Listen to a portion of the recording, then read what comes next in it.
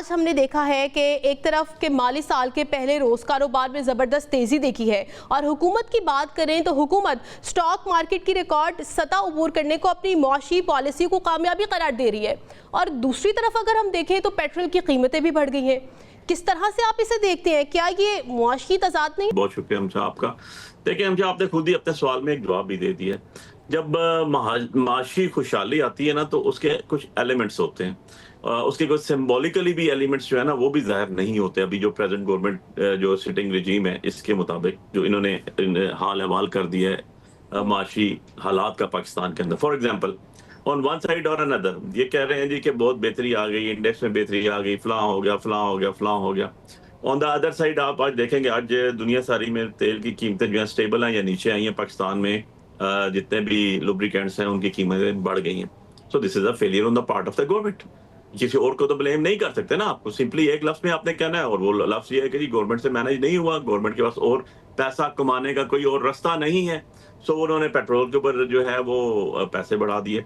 So on the other side अगर आप कहें जी 1 जुलाई है, फर्स्ट फाइनेंशियल ईयर चल रहा है और आज स्टार्ट हुआ है और उसके अंदर बहुत ज्यादा आपका स्टॉक एक्सचेंज का काम हो गया। भाई बात यह है कि मैं इकोनॉमिस्ट तो नहीं हूँ, लेकिन मैं इतना जानता हूँ कि ऑफिस में बैठ के सारा दिन पब्लिक डीलिंग होती है, पॉलिटिकल फिगर हूँ, लीगल एस्पेक्ट से लोगों से तावन होता है, ताल्लुक होता है। आम फैम लोग की जिंदगी बहुत मुश्किल से मुश्किल तर हो गई है।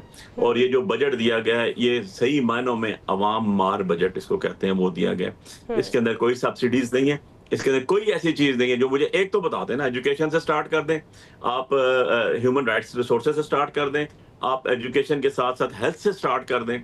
ये वो चीजें हैं ना ममता जो आपके रोजमर्रा की जिंदगी के लोगों के साथ इफेक्ट करती हैं। सर अवाम दोस्त बजट पेश किया गया है।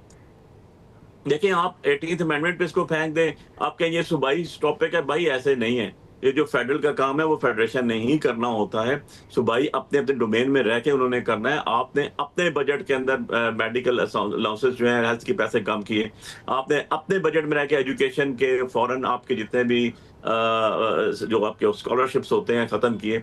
आपने अपने बजट के अंदर फेडरेशन ने जो है, फेडरल गवर्नमेंट ने जो है वो अपने अंदर जो ह्यूमन राइट्स और इससे रिलेटेड चीजें थी खत्म कर दी। ये सारी अवामुन नास के साथ तल्लक है, इसका इशराफिया के साथ तल्लक नहीं है, इसका गरीब अवाम के साथ तल्लक है। Straight forwardly I am telling you कि ये वो चीजें हैं जिनका गरीब अवाम के साथ तल्लक है। अमीर आदमी को कोई फर्क नहीं पड़ता, वो प्राइवेट हॉस्पिटल्स में जाता है, वो बाहर जाके इलाज कराता है मियाँ साहब की तरह, वो बाहर जाके बच्चे पढ़ाता है, सारे काम बाहर होते हैं। ऐसे नहीं होता। तो ये सारा का सारा जो बर्डन है ये आपने डाला किसके ऊपर?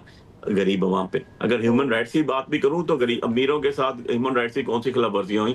खिलाफ वर्जियां तो होती हैं या जिनके राइट्स सल्ब किए जाते हैं या जिनके फंडामेंटल राइट्स गजब किए जाते हैं, जिनके राइट ऑफ वोट्स को दबा के जाली अमनेज बैठाए जाते हैं। यार वो सारे गरीब लोग हैं, वो सारे वो लोग हैं जो मिडिल क्लास सोसाइटी से तल्लक रखते हैं। सो आप ये कैसे कह सकते हैं कि हुकूमत की पॉलिसी जो है वो बड़ी अच्छी है? हुकूमत अपने मुंह में मिट्टू बनती है तो 100 दफा बने ना, लेकिन एक्चुअल और फैक्चुअल पोजीशन ये जो मैंने आपको ग्राउंड पे आपको बता दी है। और अगर आपको मेरी बात पे यकीन नहीं आता तो अपने ये जो कैमरामैन आपके सामने बैठे हैं, ये जो आपका स्टाफ बैठा है, आपके स्टूडियो से बाहर जो लोग हैं, आप एक दफा जाएं, अपना माइक पकड़ें, उनके पास जाएं, वो आपको अपनी हालात बता देंगे। तो हुकूमत की सारी ये जो मुंह बोलती कली खुल के रह जाएगी। So absolutely.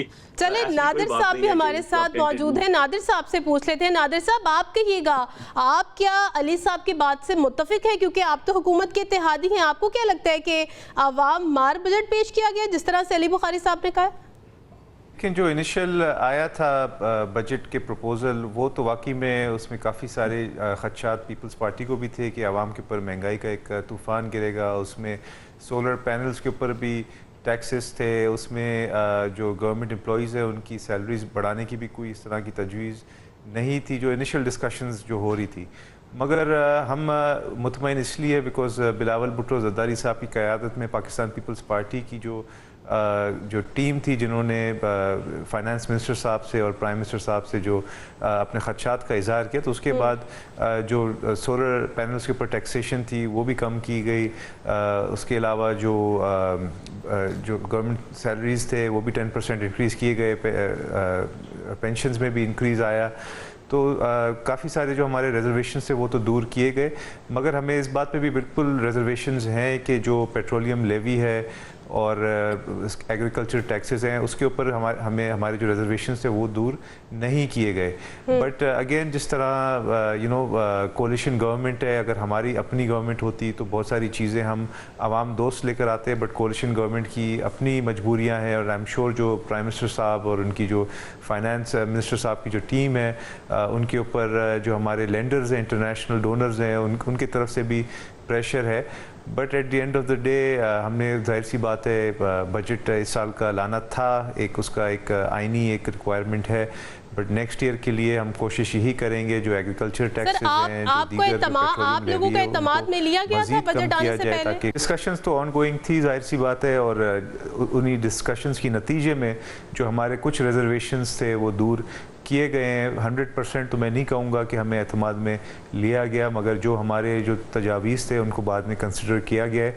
और फिर जो फाइनल बजट जो आया है उसमें हमारी जो चीज़ें थी, जिस तरह मैंने आपको अर्ज़ किया कि जो सोलर पैनल्स के ऊपर जो टैक्सेस थे वो एक बहुत बड़ा एक इशू बन रहा था, बिकॉज हम इन्वायरमेंटल फ्रेंडली पाकिस्तान बनाना चाह रहे हैं, ग्रीन पाकिस्तान बनाना चाह रहे हैं, और ऑलरेडी बिजली इतनी महंगी हो गई है तो पैनल्स के ऊपर इंक्रीज टैक्सेस का कोई तुक बनता नहीं था।